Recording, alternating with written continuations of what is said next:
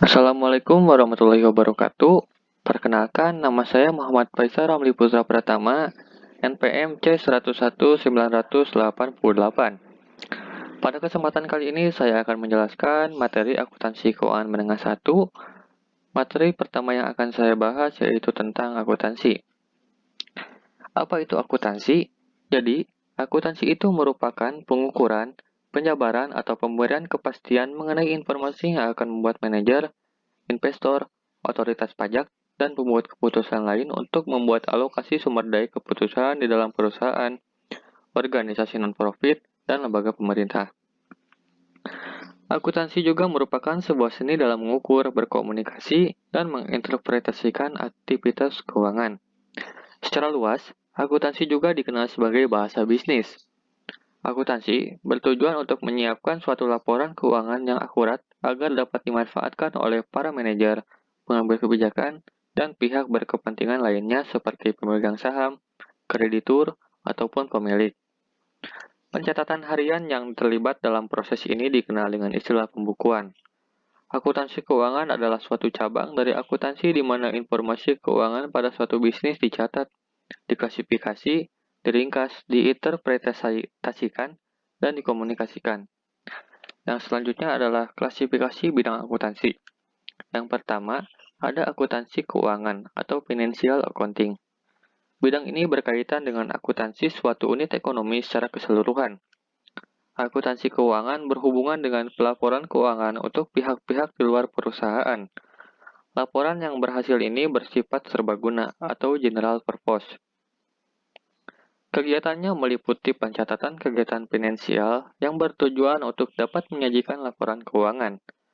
Laporan keuangan yang meliputi neraca, laporan laba rugi, dan laporan perubahan modal atau laporan laba ditahan selama jangka waktu tertentu. Laporan keuangan ini dapat dimanfaatkan oleh pihak-pihak yang membutuhkan sebagai informasi guna pengambilan keputusan dan kebijakan yang rasional dan relevan. Yang kedua ada akuntansi pemeriksaan atau auditing. Dalam pemeriksaan akuntansi audit atau auditing, dilaksanakan kegiatan pemeriksaan terhadap hasil pencatatan dan laporan dalam keuangan. Bidang ini berhubungan dengan audit yang secara bebas dilakukan pada laporan yang dihasilkan oleh akuntansi keuangan. Meskipun tujuan utama audit agar informasi akuntansi yang disajikan dapat dipercaya, namun terdapat tujuan lainnya seperti ketaatan terhadap kebijakan, prosedur, serta menilai efisiensi atau efektivitas suatu kegiatan. Dalam konsep tersebut, yang mendasari auditing adalah objektivitas dan independensi dari pemeriksa serta kerahasiaan dan pengumpulan bukti-bukti yang terbilang cukup relevan. Yang ketiga, ada akuntansi biaya atau cost accounting. Akuntansi biaya merupakan bidang akuntansi yang mencatat dan menghitung serta menganalisis sebuah data biaya pada suatu perusahaan industri dalam usaha menentukan besarnya harga pokok produksi suatu barang atau produk. Untuk itu, dengan adanya akuntansi biaya ini, akan didapatkan laporan harga untuk menyusun laporan keuangan. Bidang ini menekankan sebuah penetapan dan sebuah kontrol atas biaya. Akuntansi biaya akan mengarah pada penetapan biaya berdasarkan aktivitas atau activity-based costing. Dengan fungsi utama mengumpulkan data dan menganalisis data mengenai biaya, baik biaya yang telah terjadi maupun yang akan terjadi. Yang keempat ada akuntansi manajemen atau manajemen accounting. Akuntansi manajemen adalah bidang akuntansi yang bertujuan untuk memberikan informasi kepada manajemen dalam menjalankan usahanya. Banyak hal yang terdapat dalam akuntansi biaya yang data-datanya dimanfaatkan oleh akuntansi manajemen. Jadi, meskipun kedua bidang akuntansi ini berbeda tujuannya, namun dalam pelaksanaannya dapat dilakukan secara bersamaan. Beberapa kegunaan akuntansi manajemen yaitu untuk mengendalikan kegiatan perusahaan, memonitor arus kas, dan menilai alternatif dalam pengambilan sebuah keputusan. Pengendalian perusahaan melalui aktivitas yang dijalankan, atau activity-based management, merupakan tren baru dalam akuntansi manajemen. Yang kelima ada akuntansi perpajakan. Akuntansi perpajakan adalah akuntansi yang kegiatannya berhubungan dengan penentuan objek pajak yang menjadi beban perusahaan serta perhitungannya untuk kepentingan penyusun laporan pajak. Kegiatan akuntansi perpajakan berfungsi untuk membantu manajemen dalam menentukan pilihan-pilihan transaksi yang akan terjadi yang berhubungan dengan pertimbangan-pertimbangan perpajakan. Oleh karena itu, akuntansi yang bekerja dalam bidang ini harus mengetahui benar tentang undang-undang perpajakan yang berlaku. Yang keenam ada penganggaran atau budgeting. Penganggaran merupakan bidang akuntansi yang menyusun anggaran baik pendapatan maupun biaya. Anggaran merupakan pedoman bagi perusahaan, perorangan atau pemerintahan dalam melakukan kegiatan finansialnya di masa yang akan datang. Bidang ini berhubungan dengan penyusunan rencana keuangan yang terkait dengan kegiatan perusahaan untuk jangka waktu tertentu di masa yang akan datang, serta analisis dan pengawasannya. Anggaran dapat dikatakan juga sebagai saran untuk menjabarkan tujuan perusahaan. Anggaran berisi rencana yang akan dilaksanakan serta nilai uangnya di masa yang akan datang. Yang selanjutnya ada akuntansi pemerintahan atau governmental accounting. Akuntansi pemerintahan merupakan bidang akuntansi keuangan yang diterapkan di lembaga pemerintahan. Akuntansi pemerintahan ini bertujuan untuk menyajikan sebuah laporan keuangan, pengendalian, dan pengawasan keuangan negara. Akuntansi pemerintahan diharapkan dapat mengatur administrasi keuangan negara dengan baik. Bidang ini mengkhususkan diri dalam catatan dan pelaporan transaksinya di badan pemerintahan. Yang kedelapan ada sistem akuntansi atau accounting system. Sistem akuntansi merupakan bidang akuntansi yang melaksanakan kegiatan dengan merancang cara melakukan pencatatan akuntansi agar aman, efektif, dan efisien. Mulai dari organisir dokumen sampai menyusun prosedur pencatatannya. Yang kesembilan ada akuntansi anggaran. Akuntansi anggaran adalah akuntansi yang kegiatannya berhubungan dengan pengumpulan dan pengolahan data operasi keuangan yang sudah terjadi, serta taksiran kemungkinannya akan terjadi untuk kepentingan penetapan rencana operasi keuangan perusahaan atau anggaran dalam suatu periode tertentu. Yang ke-10 ada akuntansi perbankan. Mengingat pengertian akuntansi sebagai proses pencatatan, pengklasifikasian, penganalisaan, serta penafsiran data keuangan, maka secara umum dapat diketahui bahwa akuntansi perbankan adalah proses akuntansi bank yang juga meliputi pencatatan, pengklasifikasian, penganalisaan, penafsiran data keuangan yang dilakukan secara sistematis guna memenuhi kebutuhan pihak yang berkepentingan, baik itu pihak internal maupun eksternal. Yang ke-11 ada akuntansi internasional. Akuntansi internasional merupakan suatu standar tunggal pelaporan akuntansi yang memberikan tekanan pada penilaian, revaluation, profesional dengan disclosures yang jelas dan transparan mengenai substansi ekonomis transaksi, penjelasan hingga mencapai kesimpulan tertentu. Yang terakhir ada akuntansi pendidikan. Akuntansi pendidikan adalah bidang khusus akuntansi yang mengarah ke bidang pendidikan, yaitu dalam kegiatan belajar dan mengajar, akuntansi, atau segi-segi lainnya yang berkaitan dengan masalah pendidikan itu sendiri. Kebijakan yang berupa desentralisasi pendidikan diyakini dapat meningkatkan efisiensi, relevansi pemerataan, dan mutu pendidikan serta memenuhi asas keadilan dan demokratisasi. Selanjutnya ada fungsi akuntansi. Fungsi akuntansi ada 5. Yang pertama sebagai tolak ukur perusahaan. Setiap transaksi perusahaan yang dicatat dalam dan dilaporkan secara akuntansi harus baik dan benar. Maka suatu perusahaan tergolong perusahaan yang baik dan sehat. Jika hal sebaliknya yang terjadi, maka perusahaan tersebut tidak sehat. Akuntansi menjadi tolak ukur kondisi perusahaan karena penyusunan laporan sesuai standar ilmu akuntansi yang benar bisa digunakan untuk melihat keadaan suatu perusahaan. Fungsi yang kedua adalah sebagai sistem informasi. Artinya, akuntansi sebagai sistem informasi berupa laporan keuangan harus memberikan manfaat bagi para pengambil keputusan atas kondisi perusahaan saat itu, sehingga akuntansi dibutuhkan untuk menyusun informasi keuangan yang akurat dan terpercaya. Fungsi sistem informasi yaitu mengumpulkan data tentang transaksi dan kegiatan bisnis perusahaan atau organisasi. Fungsi yang ketiga sebagai penetapan aktivitas perusahaan. Laporan keuangan yang telah rampung dan tersusun dengan baik akan memuat posisi harta, kewajiban, dan modal perusahaan.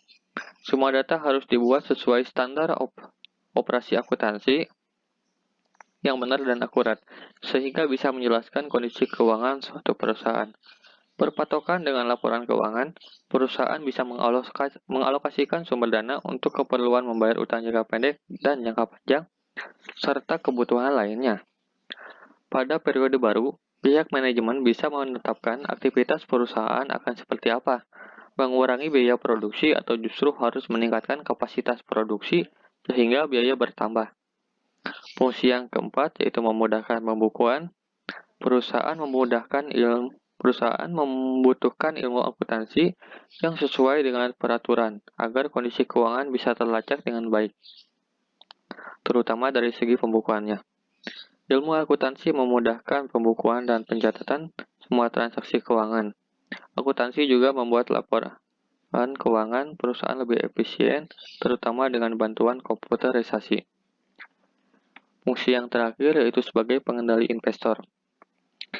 Dengan akuntansi, semua pencatatan transaksi keuangan bisa dilakukan, sehingga laporan akhir keuangan menjadi lengkap. Dari laporan keuangan bisa terlihat kondisi modal perusahaan. Jika perusahaan ingin menambah kapasitas produksi, menambah cabang perusahaan atau ekspansi, atau kegiatan lain yang membutuhkan tambahan modal, maka laporan keuangan yang komprehensif sangat dibutuhkan. Tambahan modal tidak selalu dari bank, tetapi lebih baik dari investor. Untuk menarik investor agar menanamkan modal, maka laporan keuangan harus baik agar investor mudah untuk melihat kondisi perusahaan. Selanjutnya yaitu siklus akuntansi. Yang pertama yaitu jurnal umum. Jurnal umum ini merupakan bentuk pencatatan semua transaksi yang dibuat secara kronologis, urutan waktu setiap transaksi agar dapat mempermudah proses posting kepada buku besar. Yang kedua ada jurnal khusus. Jurnal khusus merupakan jurnal yang dikelompokkan secara khusus sesuai dengan jenis transaksinya. Transaksi khusus yang dimaksud adalah transaksi yang sering terjadi dalam setiap bulannya dan selalu berulang-ulang. Ada 4 jenis pengelompokan jurnal khusus, yaitu jurnal pembelian, jurnal penjualan, jurnal penerimaan, dan jurnal pengeluaran kas. Yang selanjutnya adalah jurnal penyesuaian. Jurnal penyesuaian adalah suatu proses penyesuaian tentang catatan atau fakta yang sebenarnya pada akhir periode akuntansi. Jurnal penyesuaian dapat disusun berdasarkan perolehan data dari neraca saldo dan data hasil informasi penyesuaian akhir periode. Di dalamnya, jurnal penyesuaian dikenal juga ayat jurnal. Suatu hal yang harus diketahui dengan ayat jurnal adalah jurnal yang dibuat melalui informasi transaksi sebagai bahan perubahan dalam jurnal ini, atau sebagai proses pencatatan perubahan saldo. Berasal dari beberapa akun sehingga mencerminkan jumlah saldo yang sebenarnya. Yang selanjutnya adalah jurnal penutup. Jurnal penutup yang dibuat pada akhir periode akuntansi untuk menutup akun-akun nominal sementara. Akibat penutupan ini, saldo akun-akun tersebut akan berubah menjadi 0 pada awal periode akuntansi. Akun yang ditutup adalah akun nominal dan akun pembantu modal. Nah, selanjutnya adalah jurnal pembalik. Jurnal pembalik ini dibuat pada awal periode akuntansi sebelum dimulai proses akuntansi yang baru. Jurnal pembalik merupakan jurnal yang membalikan transaksi yang telah dilakukan di jurnal penyesuaian atau adjusting entries. Nah, selanjutnya adalah buku besar pembantu. Buku besar pembantu ini merupakan buku besar khusus yang digunakan untuk mencatat akun tertentu serta perubahan-perubahannya secara lebih rinci. Dengan kata lain, buku besar pembantu sebagai perluasan buku besar umum. Yang terakhir adalah buku besar umum.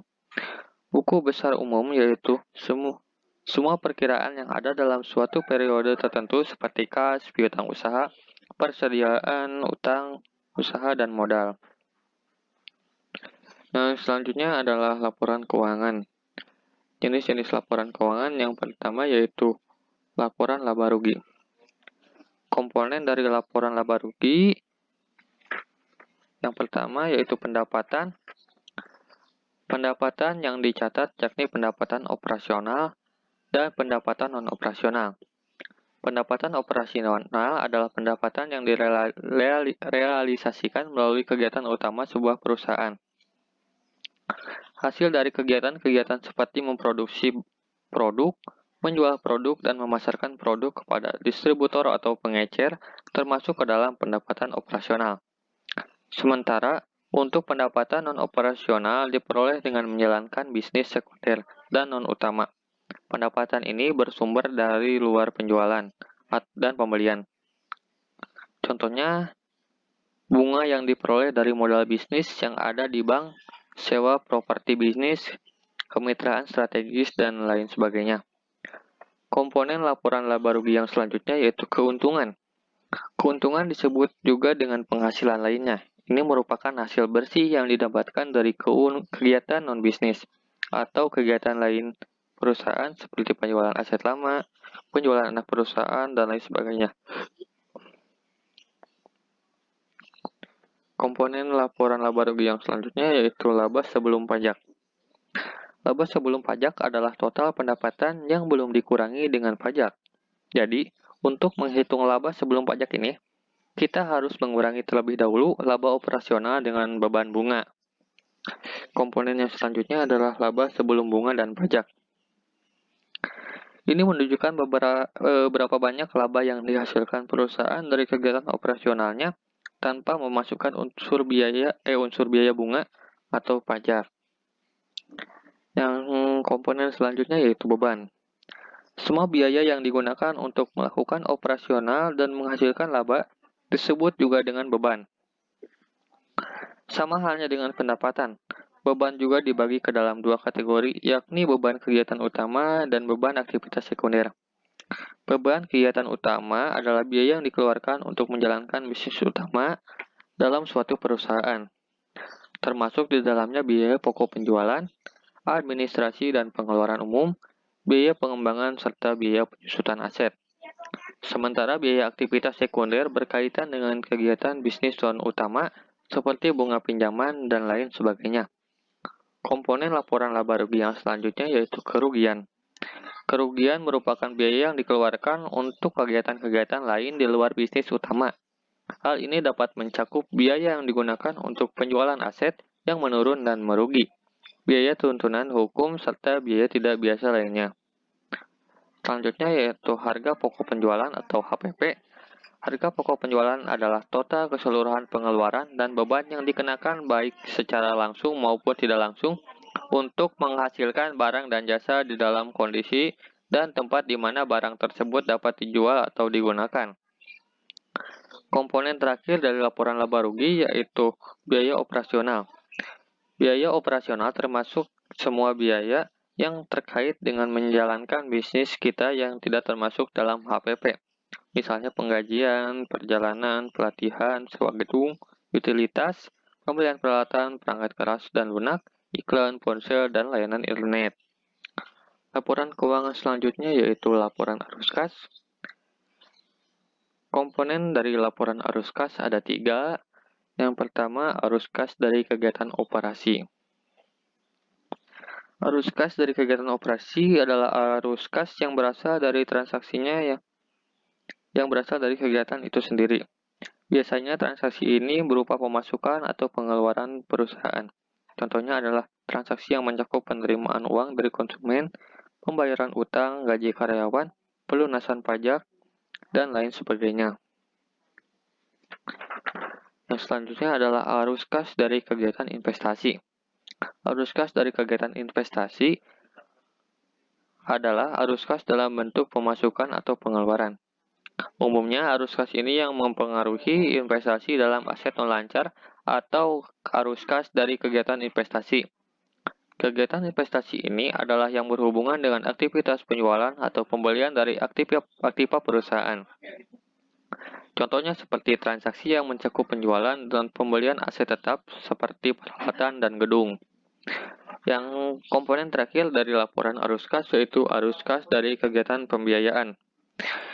Biasanya arus kas dari kegiatan pembiayaan ini berasal dari transaksi yang memengaruhi utang dan ekuitas perusahaan. Hal ini umumnya transaksi yang mencakup penerbitan atau penghentian surat berharga, ekuitas, dan utang. Contohnya adalah penjualan obligasi, pembayaran dividen, emisi saham, dan pelunasan kredit dari bank. Laporan arus kas yang selanjutnya yaitu laporan perubahan modal. Komponen dari laporan perubahan modal ada 5. Yang pertama modal awal. Modal awal adalah jumlah modal sebelum diadakan pelaporan, lebih tepatnya modal di awal tahun. Komponen selanjutnya adalah tambahan modal dari pemilik usaha. Tambahan modal ini bisa berupa tambahan uang atau aset bergerak, ataupun peralatan aset tetap. Bila penambahan modal ini dilakukan dalam satu periode, otomatis akan tercatat pada laporan perubahan modal di tahun akuntansi tersebut. Selanjutnya adalah perolehan laba rugi. Pencatatan terhadap semua yang terjadi di dalam satu kurun waktu akuntansi. Misalkan, usaha tersebut ada keuntungan atau sebaliknya terdapat kerugian, maka semuanya akan dimasukkan ke dalam laporan perubahan modal. Selanjutnya adalah FRIF. Tidak ada yang tahu keadaan di masa depan. Oleh karena itu, bila pemilik usaha mengambil modal untuk kepentingan pribadi, maka transaksi tersebut harus masuk ke dalam laporan perubahan modal di kurun waktu tersebut. Komponen terakhir yaitu modal akhir. Ini merupakan modal yang ada di akhir tahun finansial. Rumus modal akhir ini didapat dari penambahan dan pengurangan poin 1 hingga poin keempat. Laporan yang selanjutnya yaitu neraca. Komponen dari neraca itu ada 3. Yang pertama aset atau aktiva ataupun harta. Aset sering disebut juga sebagai harta. Aset merupakan sumber ekonomi yang dapat memberikan manfaat usaha pada masa yang akan datang, serta berada dalam saldo normal debit. Aset dalam hal ini terdiri dari piutang usaha, aset tetap persediaan, biaya dibayar di muka, serta aset tidak berwujud. Komponen selanjutnya yaitu kewajiban atau utang. Kewajiban atau hutang merupakan pembayaran yang ditunda hingga periode tertentu berdasarkan kesepakatan kepada pihak lain. Dengan begitu, hutang tersebut harus dilunasi sebelum batas jatuh tempo pembayaran. Dalam hal ini, kewajiban secara garis besar terdiri dari utang usaha, utang pajak, dan utang non-usaha. Komponen terakhir yaitu ekuitas atau modal. Ekuitas atau modal merupakan kekayaan yang dimiliki oleh suatu perusahaan. Modal berfungsi sebagai sumber keuangan utama sebelum perusahaan memperoleh pendapatan, serta laba dari laba produk atau jasa yang dihasilkan. Modal atau ekuitas terdiri dari modal yang disetor, serta laba atau rugi yang diperoleh oleh perusahaan.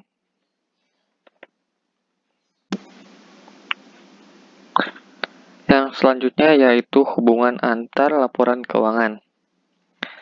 Penyajian elemen-elemen persamaan akuntansi di dalam laporan keuangan adalah laporan laba rugi, laporan perubahan modal, dan neraca mencerminkan hubungan artikulatif.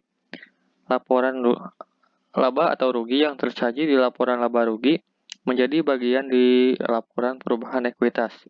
Selanjutnya, saldo akun ekuitas yang tersaji di laporan perubahan ekuitas tercantum di neraca, khususnya di elemen ekuitas. Sedangkan laporan arus kas terkait dengan salah satu yang terdapat di neraca yaitu kas. Elemen-elemen aset, utang, dan ekuitas disajikan di neraca. Elemen-elemen pendapatan dan biaya disajikan di laporan laba rugi. Elemen-elemen pengambilan ekuitas dan ekuitas disajikan di laporan perubahan ekuitas. Salah satu elemen aset yaitu kas disajikan di laporan arus kas. Yang selanjutnya yaitu pengguna laporan keuangan. Pengguna laporan keuangan yaitu ada 8 menurut saya. Yang pertama yaitu manajer.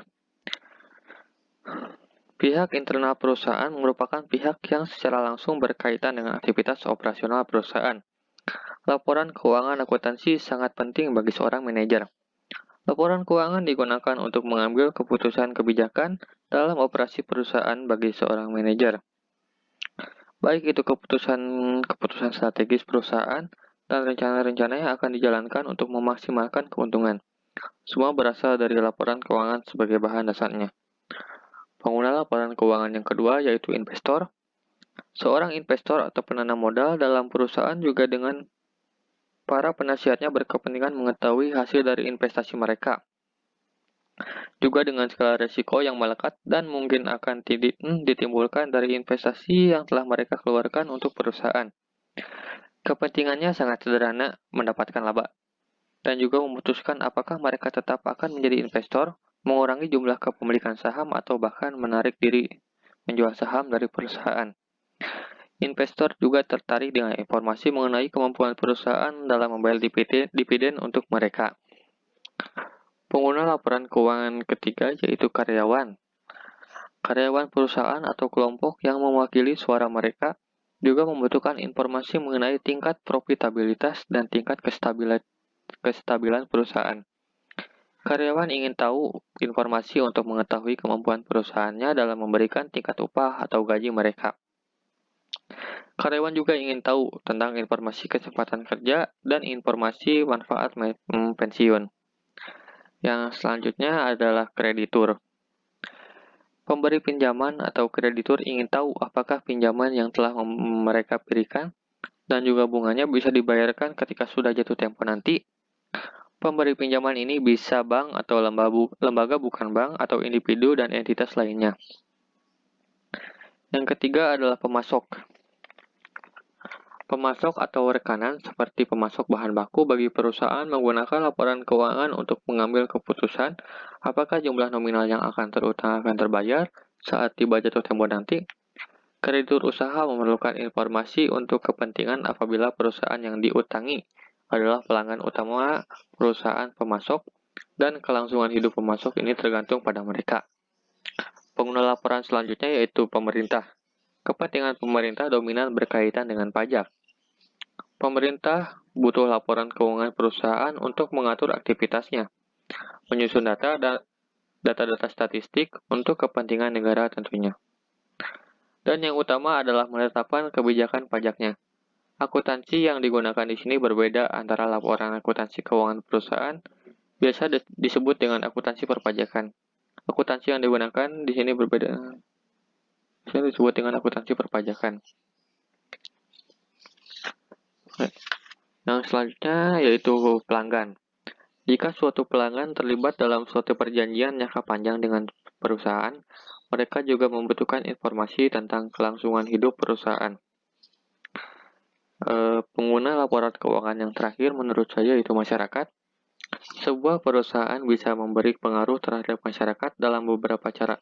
Contohnya, jumlah orang yang menjadi pekerja di perusahaan, perlindungan untuk penanaman modal dalam negeri, informasi keuangan perusahaan bisa membantu masyarakat menyediakan info atau tren perkembangan terakhir tentang rangkaian aktivitas perusahaan.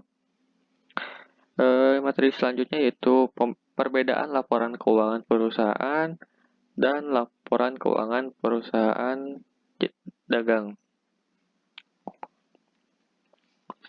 Perusahaan jasa. Perusahaan jasa memiliki laporan keuangan yang mirip dengan perusahaan dagang, hanya saja tidak memiliki persediaan barang dagang dalam laporan neracanya. Bentuk dari produknya merupakan layanan sehingga tidak memiliki wujud layaknya produk dari perusahaan dagang maupun perusahaan manufaktur.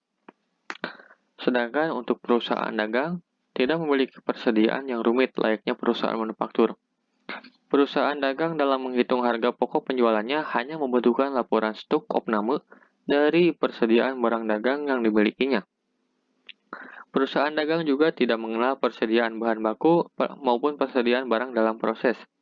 Hal ini dikarenakan perusahaan dagang menjual produk yang siap dijual tanpa harus mengolah atau merubah produk tersebut. Laporan keuangan harus memiliki sifat relevan, transparan, dan dipertanggungjawabkan. Kebenarannya dan mudah dimengerti, sehingga handal dan tepat sasaran. Untuk mengetahui terjadi kesalahan atau tidak dalam penyajian laporan keuangan yang kita buat, maka kita perlu melakukan audit. Auditor nantinya akan memberikan opini apakah laporan keuangan yang kita buat sudah wajar atau belum. Adanya audit ini juga mampu mendeteksi kesalahan saji baik sengaja maupun tidak disengaja yang membuat kerugian material atau pasif. Yang selanjutnya yaitu harga pokok penjualan. Bagi orang yang bekerja di bidang akuntansi, istilah harga pokok penjualan atau yang disingkat dengan HPP tentunya sudah sangat familiar. Namun tidak bagi orang yang awam yang masih menganggap harga pokok penjualan adalah harga jual. Pasalnya, harga pokok penjualan merupakan total keseluruhan biaya yang dikeluarkan secara langsung oleh suatu perusahaan untuk mendapatkan barang atau jasa yang dijual. Biasanya dilakukan dengan tujuan untuk mengetahui besarnya biaya produksi yang akan dikeluarkan oleh perusahaan saat akan memproduksi barang atau jasa. Pada umumnya, perhitungan harga pokok penjualan dibagi atas biaya bahan baku, biaya tenaga kerja, dan biaya overhead. Harga pokok penjualan juga menjadi laporan tentang laba rugi dari setiap biaya operasi dan biaya penjualan. Biasanya terjadi pada perusahaan dagang saja yang memperjualbelikan barang dagangan. Secara sederhana, harga pokok penjualan adalah nilai tercatat barang yang dijual selama periode tertentu, termasuk biaya yang dikaitkan dengan harga tertentu menggunakan salah satu dari beberapa rumus termasuk identifikasi khusus atau biaya rata-rata. Komponen harga pokok penjualan ada 3. Yang pertama, persediaan awal barang dagangan. Bagi perusahaan dagang, stok barang menjadi hal penting yang harus diperhatikan.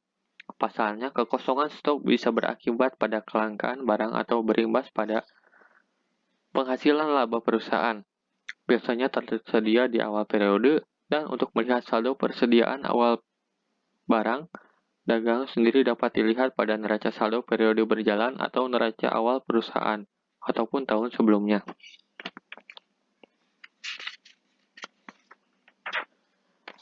Komponen selanjutnya dari harga pokok penjualan yaitu ada pemulihan bersih. Untuk menjaga stok barang baik secara tunai maupun kredit dan biaya-biaya lainnya seperti biaya angkut, transportasi lalu dikurangi dengan diskon atau potongan pembelian serta retur pembelian merupakan bagian dari komponen pembelian bersih. Terkait dengan komponen ini, potongan dan retur pembelian tidak selalu ada, sehingga pembelian barang dagangan yang dilakukan perusahaan tidak terdapat potongan dan retur pembelian. Maka komponen pembelian bersih hanya mencakup semua pembelian barang dagangan, baik tunai maupun kredit ditambah dengan biaya angkut atau transportasi saja. Komponen yang terakhir dari harga pokok penjualan yaitu persediaan akhir barang dagangan. Harga pokok penjualan bukan saja memiliki persediaan awal sebagai komponennya, tapi juga ada persediaan akhir barang dagangan yang masuk di dalamnya. Bersifat untuk mengurangi jumlah barang yang siap dijual, yang totalnya dapat diperoleh dari persediaan awal barang, dan ditambah dengan pembelian bersih. Berisi informasi mengenai stok akhir barang dagangan yang ada di akhir waktu tertentu, maupun tentang saldo persediaan akhir barang dagangan yang dapat ditemukan pada data penyesuaian perusahaan di akhir periode yang ditentukan. Harga pokok penjualan ini memiliki rumus, yaitu harga pokok penjualan sama dengan persediaan barang dagangan dikurangi persediaan akhir.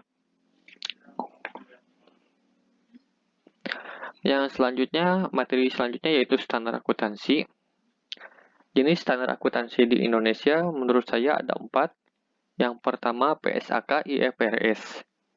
PSAK IFRS, Pernyataan Standar Akuntansi Keuangan International Financial Reporting Standard, adalah SAK yang telah mengadopsi IFRS.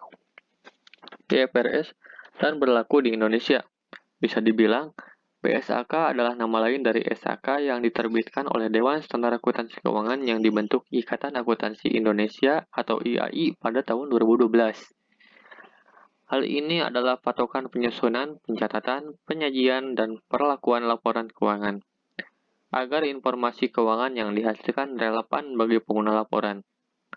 PSAK digunakan oleh perusahaan atau entitas yang memiliki akuntabilitas publik, baik yang sudah terdaftar di pasar modal maupun yang masih dalam proses pendaftaran pasar modal. Yang kedua ada SAK etap. SAK etap adalah standar akuntansi keuangan untuk entitas tanpa akuntabilitas publik. Standar ini dipakai oleh entitas yang tidak memiliki akuntabilitas publik yang signifikan, sehingga entitas atau perusahaan dimaksud menerbitkan laporan keuangan untuk bertujuan umum bagi pengguna eksternal.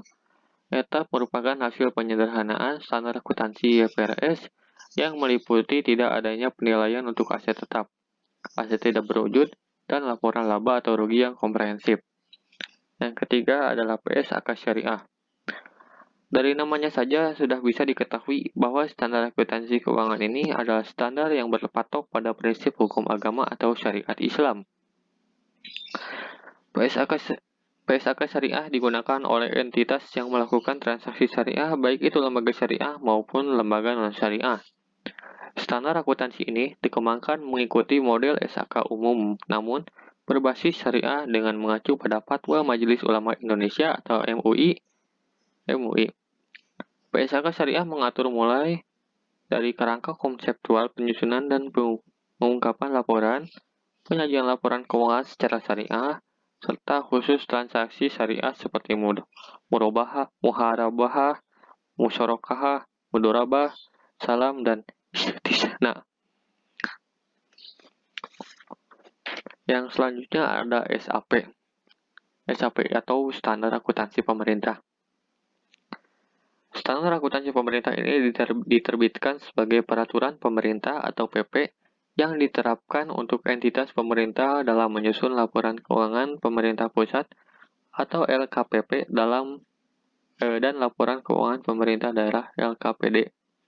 Laporan keuangan pokok menurut standar akuntansi pemerintah adalah laporan realisasi anggaran, neraca, laporan arus kas, dan catatan atas laporan keuangan.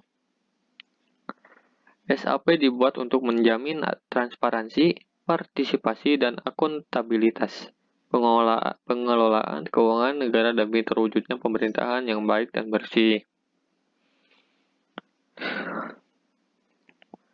Yang selanjutnya, standar akuntansi internasional. Dalam mengelola laporan keuangan di suatu perusahaan, akuntansi memiliki pedoman atau acuan yang disebut standar akuntansi keuangan atau SAK. Selain SAK, di Indonesia ada standar akuntansi internasional. Akuntansi internasional adalah akuntansi yang dilakukan untuk transaksi antar negara dengan membandingkan prinsip-prinsip akuntansi yang berlaku di negara-negara yang berlainan dan mengharmoniskan standar akuntansi di seluruh dunia. Nama standar akuntansi internasional adalah IFRS atau International Financial Reporting Standards. IFRS merupakan standar akuntansi internasional yang diterbitkan oleh International Accounting Standards atau IASB yang menjadi standar global untuk penyusunan laporan keuangan perusahaan publik. Standar akuntansi internasional atau International Accounting Standard (IAS) disusun oleh 4 organisasi utama di dunia, yaitu Badan Standar Akuntansi Internasional (IASB), Komisi Masyarakat Eropa (EC), Organisasi Internasional Pasar Modal (IOSOC), dan Federasi Akuntansi Internasional atau IFAC. Selanjutnya adalah perbedaan SAK dengan IFRS. Berdasarkan sumbernya, SAK mengacu pada PSAK nomor 1 revisi tahun 1998 penyajian laporan keuangan. Sedangkan IFRS bersumber dari IAS 1 Presentation of Financial Statement. Sedangkan perbedaan dari segi neraca, SAK memerlukan penyajian aset lancar maupun aset tidak lancar kecuali industri tertentu seperti bank. Sedangkan untuk IFRS, penyajian bukan aset lancar ataupun aset tidak lancar, hanya bila penyajiannya likuiditas lebih relevan dan dapat diandalkan untuk item tertentu. Selanjutnya yaitu perbedaan berdasarkan laporan kinerja keuangan. SAK yaitu laporan laba rugi, sedangkan IFRS laporan laba rugi komprehensif. Berdasarkan laporan laba atau rugi, SAK sama seperti IFRS, tetapi ada perbedaan rincian pada item yang disajikan pada laporan pendapatan yang diterima di awal. Sedangkan untuk IFRS tidak memiliki format standar meskipun pengeluaran harus disajikan dengan memilih salah satu dari dua format. Yang selanjutnya yaitu perbedaan berdasarkan laporan arus kasnya. SAK sama dengan IFRS tetapi dalam beberapa entitas harus menggunakan metode langsung. Sedangkan laporan arus kas dari IFRS pos standar tetapi ketentuan terbatas pada isinya menggunakan metode langsung atau metode tidak langsung. Perbedaan berdasarkan pos luar biasa. SAK item pos luar biasa masih harus dilaporkan, sedangkan untuk IFRS di dalam IFRS dilarang menggunakan pos luar biasa.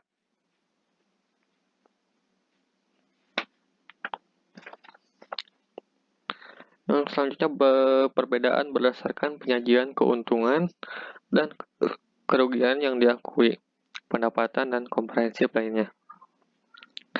SAK diakui adanya keuntungan dan kerugian yang disajikan dalam laporan perubahan ekuitas pemegang saham.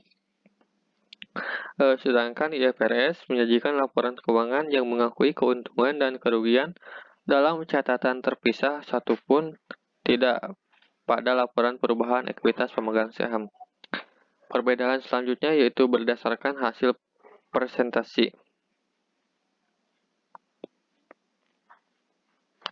Secara khusus tidak memerlukan penunjukan hasil saham sesudah pajak. Sedangkan untuk IFRS menggunakan metode ekuitas yang menunjukkan hasil saham sesudah pajak. Yang selanjutnya yaitu perbedaan menurut perusahaan asosiasi. SAK memerlukan penunjukan hasil saham sesudah pajak, sedangkan untuk IFRS ekuitas yang menunjuk hasil saham sesudah pajak. Perbedaan selanjutnya berdasarkan pengungkapan signifikan tentang asosiasi. SAK pengungkapan yang kurang dibandingkan dengan IFRS, informasi yang signifikan aktiva, kewajiban pendapatan dan hasil yang tidak diperlukan, sedangkan IFRS memberikan informasi yang rinci atau signifikan atas aktiva, kewajiban, pendapatan, dan hasil. Yang selanjutnya yaitu perbedaan dari segi tanggung jawab dan laporan keuangan. SAK manajemen, IFRS tidak diatur. Perbedaan berdasarkan komponen laporan keuangan. SAK neraca, laporan laba rugi, laporan arus kas. Sedangkan IFRS laporan posisi keuangan dan laporan laba rugi. Yang selanjutnya yaitu badan usaha. Yang pertama ada perseroan terbatas. Perseroan terbatas atau PT adalah suatu badan hukum untuk menjalankan usaha yang memiliki modal terdiri dari saham-saham yang pemiliknya memiliki bagian sebanyak saham yang dimilikinya. Karena modalnya terdiri dari saham-saham yang dapat diperjualbelikan, perubahan kepemilikan perusahaan bisa dilakukan tanpa perlu membubarkan perusahaan. Perseroan terbatas merupakan badan usaha dan besarnya modal perseroan tercantum dalam anggaran dasar. Kekayaan perusahaan terpisah dari kekayaan pribadi pemilik perusahaan sehingga memiliki harta kekayaan sendiri. Setiap orang dapat memiliki lebih dari satu saham yang menjadi bukti pemilikan perusahaan. Pemilik saham mempunyai tanggung jawab yang terbatas, yaitu sebanyak saham yang dimiliki. Apabila utang perusahaan melebihi kekayaan perusahaan, maka kelebihan utang tersebut tidak menjadi tanggung jawab para pemegang saham. Apabila perusahaan mendapat keuntungan, maka keuntungan tersebut dibagi sesuai dengan ketentuan yang ditetapkan. Pemilik saham akan memperoleh bagian keuntungan yang disebut dengan dividen, yang besarnya tergantung pada besar kecilnya keuntungan yang diperoleh perseroan terbatas. Selain berasal dari saham, modal perusahaan terbatas atau PT ini dapat pula berasal dari obligasi.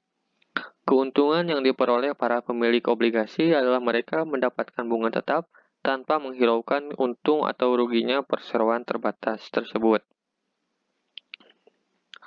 Syarat umum pendirian perseroan terbatas. Yang pertama, fotokopi KTP para pemegang saham dan pengurus minimal 2 orang, fotokopi KK penanggung jawab atau direktur, nomor NPWP penanggung jawab, pas foto penanggung jawab ukuran 3x4 2 lembar berwarna, fotokopi PBB tahun terakhir sesuai domisili perusahaan, fotokopi surat kontrak atau sewa kantor atau bukti kepemilikan tempat usaha, surat keterangan domisili dari pengelola di gedung jika berdomisili di gedung perkantoran, surat keterangan RT atau RW jika dibutuhkan untuk perusahaan yang berdomisili di lingkungan perumahan khusus luar Jakarta, kantor berada di wilayah perkantoran atau plaza atau ruko atau tidak berada di wilayah permukiman, dan yang terakhir siap disurvei. Selanjutnya yaitu syarat formal pendirian perseroan terbatas berdasarkan Undang-Undang Nomor 40 Tahun 2007. Yang pertama, pendiri minimal 2 orang atau lebih, Pasal 7 Ayat 1, Akta Notaris yang berbahasa Indonesia. Setiap pendiri harus mengambil bagian atas saham kecuali dalam rangka peleburan, Pasal 7 Ayat 2 dan Ayat 3. Akta pendirian harus disahkan oleh Menteri Kehakiman dan diumumkan dalam BNRI. Pasal 7 ayat 4, modal dasar minimal 50 juta rupiah dan modal di store minimal 25% dari modal dasar. Pasal 32 dan pasal 33. Minimal 1 orang direktur dan 1 orang komisaris. Pasal 92 ayat 3 dan pasal 108 ayat 3. Pemegang saham harus warga negara Indonesia atau badan hukum yang didirikan menurut hukum Indonesia kecuali PT PMA. Yang selanjutnya yaitu persekutuan. Persekutuan adalah jenis perusahaan menurut hak kepemilikannya terbagi menjadi 2, yakni perusahaan perseorangan atau individu, serta perusahaan persekutuan atau partnership. Perusahaan perorangan adalah perusahaan yang kepemilikannya hanya dimiliki oleh satu orang saja. Perusahaan perseorangan ini juga tidak harus berbadan hukum. Setiap orang bebas memiliki bisnis tanpa adanya batasan untuk mendirikan usaha. Bagi Anda yang ingin membuka usaha perorangan, tentunya Anda harus mengetahui tata cara mendirikan perusahaan perorangan sesuai dengan peraturan negara mana yang akan menjalankan usaha. Ciri-ciri perusahaan perseorangan adalah permodalan yang relatif kecil serta memiliki keterbatasan pada alat, pekerja, dan kapasitas produksinya. Perusahaan persekutuan memiliki ciri-ciri. Yang pertama, dijalankan dengan hak kepemilikan bersama yang memiliki jangka waktu tertentu. Jika salah satu pemilik menarik modal atau meninggal, maka perusahaan dapat dibubarkan. Tanggung jawab tidak terbatas. Tanggung jawab seorang dalam perusahaan tidak tertanggung pada besarnya modal yang ia tanam. Memiliki suatu bagian atau hak di dalam persekutuan. Anggota yang menanamkan modalnya berarti telah menyerahkan haknya untuk mencapai tujuan perusahaan. Dan yang terakhir, besaran jumlah keuntungan masing-masing anggota tergantung kesepakatan. Yang selanjutnya yaitu perseorangan. Perusahaan perseorangan adalah suatu perusahaan atau bentuk bisnis yang paling sederhana yang dimiliki oleh pemilik tunggal. Sedangkan pengusaha perorangan adalah pemilik dari suatu perusahaan perseorangan yang memiliki kendali penuh atas bisnis tersebut. Individu dapat membuat badan usaha perseorangan tanpa izin dan tata cara tertentu. Semua orang bebas berkembang membuat bisnis personal tanpa ada batasan untuk mendirikannya. Dari segi permodalan, pengusaha perseorangan dapat saja mendapatkan pinjaman dari kreditor untuk operasional perusahaan. Tetapi tidak berarti pinjaman itu sebagai bukti kepemilikan lain dari orang tersebut. Akibat dari adanya utang tersebut, pemilik bertanggung jawab langsung dalam pelunasan utang tersebut, dan apabila terjadi keuntungan, pengusaha tidak perlu membagi keuntungannya kepada kreditor. Badan usaha dan badan hukum. Membentuk badan usaha merupakan dasar penting apabila kita akan membangun suatu bisnis sendiri. Keberadaan badan usaha yang berbadan hukum dalam suatu perusahaan, baik perusahaan kecil, menengah, ataupun besar, akan melindungi perusahaan dari segala tuntunan akibat aktivitas yang dijalankan oleh perusahaan tersebut.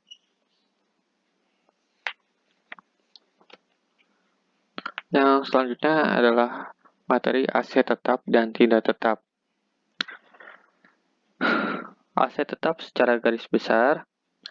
Aset secara garis besar dapat diartikan sebagai seluruh kekayaan yang dimiliki oleh perusahaan, baik berupa uang, barang, gedung, dan sebagainya yang dapat dinilai dengan satuan mata uang. Kekayaan ini didapat dari transaksi yang terjadi di masa lampau. Akibat yang ditimbulkan adalah kekayaan perusahaan bisa bertambah ataupun berkurang.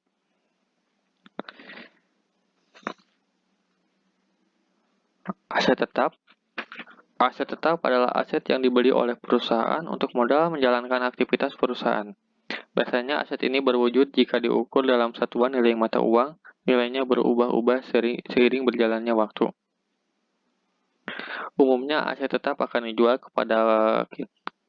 kembali kepada perusahaan mengalami perubahan yang signifikan seperti semakin berkembang atau semakin menurun bahkan bangkrut. Contoh dari aset tetap adalah gedung, mobil, perusahaan, mesin-mesin, tanah, dan sebagainya. Yang selanjutnya adalah aset tidak tetap ataupun aset lancar. Aset lancar adalah kekayaan perusahaan yang mudah untuk diubah menjadi uang tunai. Jenis aset ini dapat diukur secara pasti dengan satuan nilai mata uang.